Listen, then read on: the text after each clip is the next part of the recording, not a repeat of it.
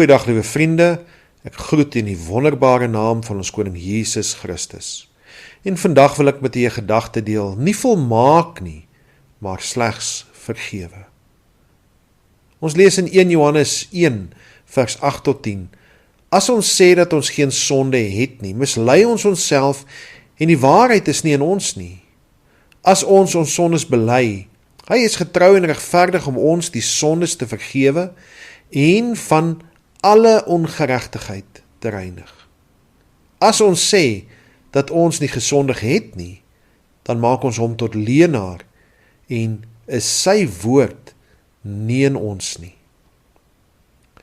'n Span geestelike leiers, geestelike bedienaars, het tydens 'n konferensie saamgekom om jong gelowiges te begelei en in hulle geloofspad te ondersteun. En tydens die verrigtinge het daar egter 'n misverstand ontstaan. In 'n oomblik van swakheid het die hoofleier gefouteer en 'n leuen vertel in 'n poging om 'n sekere situasie te probeer red.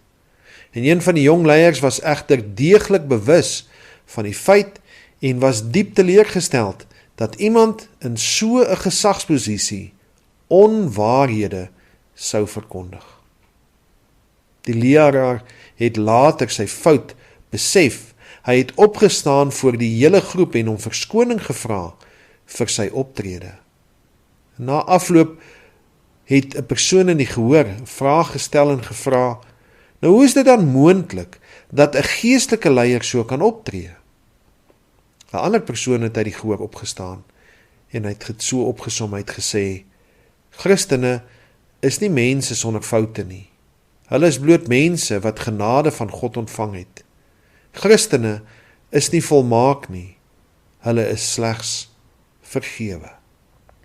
Die apostel Paulus het in Romeine 7 vers 18 erken en in die Openbaar gesê, want ek weet dat in my, dit wil sê, in my vlees, niks goeds woon nie. Want om te wil is by my aanwesig, maar om goed te doen, dit vind ek nie.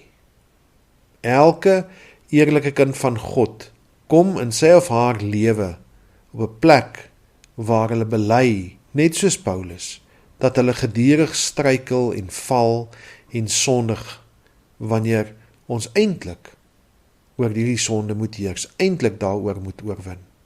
Nou hoekom is dit so? In elke kind van die Here se hart is daar 'n diepe begeerte om goeie dinge te doen in hierdie lewe. Soms slaag ons, maar soms is daar mislukkings. Is daar 'n antwoord dan op hierdie probleem? En ek wil vir u sê, ja, verseker daar is. Hoor hoe Johannes die uitdaging stel, wat die volgelinge van Jesus, dis nou die kinders van God, in die gesig staar. Hy sê in 1 Johannes 1, vers 5 tot 7, God is lig, en geen duisternis is in hom nie. As ons sê dat ons met hom gemeenskap het, en in die duisternis wandel, dan lieg ons, en doen ons nie die waarheid nie. Maar, as ons in die lig wandel, soos hy in die lig is, dan het ons gemeenskap met mekaar, en die bloed van Jesus Christus sy Seun, reinig ons van alle sonde. Ons vind die antwoord op hierdie woorde ook in God se woord in 1 Johannes 5 vers 18.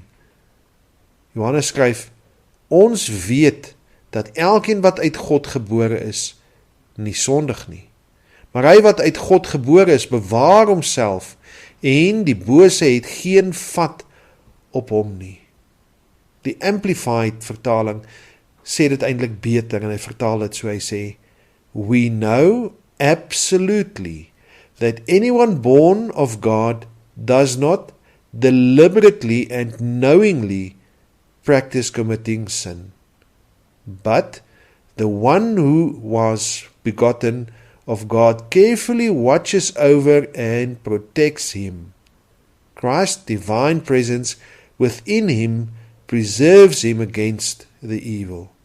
And the wicked one does not lay hold, get a grip on him or touch him. Om hierdie wonderlike seën van God te ontvang, kos om my lewe, my hart en alles aan hom oor te gee en die Heilige Gees toe te laat om totaal en al in en deur my lewe my te beskerm, te bewaar, my gedagtes te lei. 1 Johannes 4 vers 4 lees ons, julle is uit God, my kinders, en het hulle oorwin, omdat hy wat in julle is, groter is as hy wat in die wêreld is. Vraag wat jy vir jouself moet vra is jy bereid om jouself so aan God oor te gee? Mag die Here jou help. Ons hemelse Vader, Here, ons is nie in staat nie, ons is sondaars, maar dankie Here dat ons kan weet dat ons vergewe is. Dankie Here dat U seun vir ons aan die kruis gesterf het en dat U vir ons die Heilige Gees geskenk het om in ons harte te heers, in ons harte te leef en ons te oortuig van sonde, geregtigheid en oordeel. Ons wil U loof en prys, Here, vir U goedheid en U guns. Amen. Ek groet U tot volgende keer. Totsiens.